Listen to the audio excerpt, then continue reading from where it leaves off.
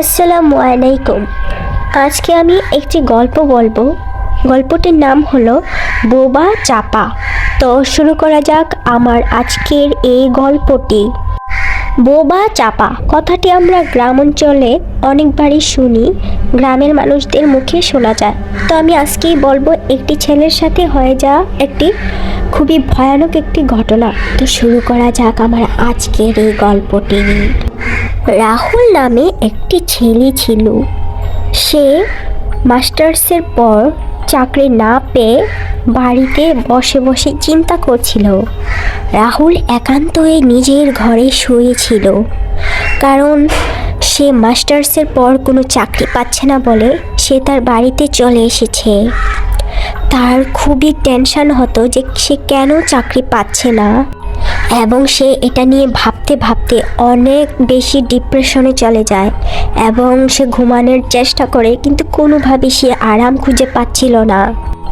সে চোখ বন্ধ করে শুয়ে রইল এবং ঘুমানোর চেষ্টা করছিল, এবং সে এক পর্যায়ে ঘুমিয়ে পড়ে, গভীর নিদ্রায় ঘুমিয়ে পড়ে। তখনই হলো তার সাথে একটা ভয়ানক ঘটনা। সে তার চোখ খোলার আগেই সে বুঝতে পারে কিছু একটা অদ্ভুত ঘটছে। তার শরীর একদম শক্ত হয়ে গেছে, কোনো নড়াচড়া করতে পারছে না। বুকের উপর যেন কেউ ভারী বোঝা ফেলছে। নিঃশ্বাস নিতে কষ্ট হচ্ছে, কিন্তু সে পারছে না। তার গলার মধ্যে শব্দ আটকে গেছে, কোনো কথা বের হচ্ছে না। যেন তার মস্তিষ্ক কাজ করছে, কিন্তু তার শরীর পাথরের ন্যায় শক্ত হয়ে আছে। সে কোনো মতেই পারছে না তার শরীরকে নাড়াতে। আধারের মধ্যে সে ঘুমের মধ্যে প্রচুর পরিমাণ ভয় পায়। রাহুল অনুভব করে কিছু একটা তাকে ঘিরে রয়েছে, যেন কিছু এক অশুভ আত্মা তার চতুর্দিকে ঘিরে রয়েছে। এক মুঠো অন্ধকার ছায়ায় তার এরকম অনুভূতি সত্যি খুবই ভয়ানক। তার এক মিনিটের জন্য মনে হচ্ছিল যেন তার শরীরের সমস্ত শক্তি চলে গেছে।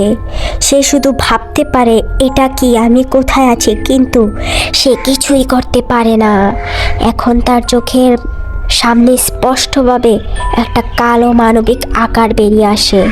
সেই অদ্ভুত ছায়া তার দিকে এগিয়ে আসছে। রাহুলের মনে হচ্ছিল যদি সে নড়ে উঠতে পারতো, তাহলে সে একটু শব্দ করে বের করলে হয়তো সব কিছু ঠিক হয়ে যাবে। কিন্তু তার শরীর যে পাথরের মতো শক্ত, সে কিছুই করতে পারছে না। এভাবে কিছু সময় কেটে যায়, যেন পুরো সময়টা অসীম। এক মুহূর্তে তার মাথায় স্মরণ আসে কিছু পুরনো কথাবার্তা, বোবা চাপা, জিনের স্পর্শ, এমনকি অশুভ শক্তি যা সে ছোটবেলায় শুনেছিল।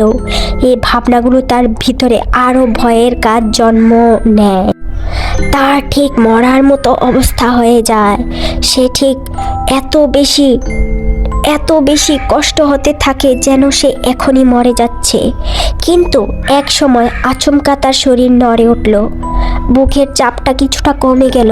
একটু শক্তি পেয়ে সে চোখ খুলে দেখতে পায় তার আশেপাশে কিছুই নেই, শুধু জানালা দিয়ে চাঁদের আলো আসছে আর রাতের নিস্তবতা।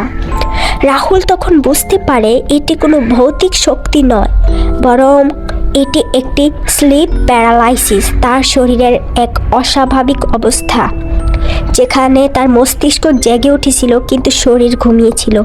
তবে সেই রাতে রাহুল এক চিরস্থায়ী অনুভূতি পেয়েছিল, ভয়, শঙ্কা, অজানা কিছু শক্তির মুখোমুখি হয়েছিল। কিন্তু তারপর থেকে তার আর এরকমটি হয়নি কোনো দিন, এবং রাহুল ওই দিনের ঘটনা কোনো দিনও ভুলতে পারেনি। তারপর সে নিজেকে এটা শিখিয়ে ফেলে যে এই অভিজ্ঞতা শুধুমাত্র তার শরীরের নিয়ন্ত্রণ হারানোর ফল। আর এখন থেকে সে রাতে ঘুমের জন্য নিয়মিত কিছু অভ্যাস তৈরি করে, যেন আর কখনো বোবা চাপা তার কাছে ফিরে না আসে। সুতরাং রাহুলের এই অনুভূতি ছিল অতিরিক্ত ভয়ের ফল। আমরা রাতে কোনো কিছু নিয়ে অতিরিক্ত ভাববো না। যেটা নিয়ে অতিরিক্ত ভাববো সেটা আমাদের স্লিপ প্যারালাইসিসে যুক্ত হবে এবং আমাদের অনেক বেশি কষ্ট হবে। আমরা রাতে সবসময় চেষ্টা করব দোয়া পড়ে ঘুমানোর। আর এটি কোনো জিন বা ভৌতিক কিছুই নয়, এটি একটা মানুষের শরীরে হয়। এটার নাম হলো স্লিপ প্যারালাইসিস। তখন আমরা ভয় না পেয়ে মাথা ঠান্ডা রাখবো এবং নিজেকে নিয়ন্ত্রণ রাখবো, তাহলেই আমরা এর থেকে মুক্তি পেতে পারি। তো আজকে এই পর্যন্তই শেষ। পরবর্তীতে আরও একটি গল্প নিয়ে হাজির হব। টাটা।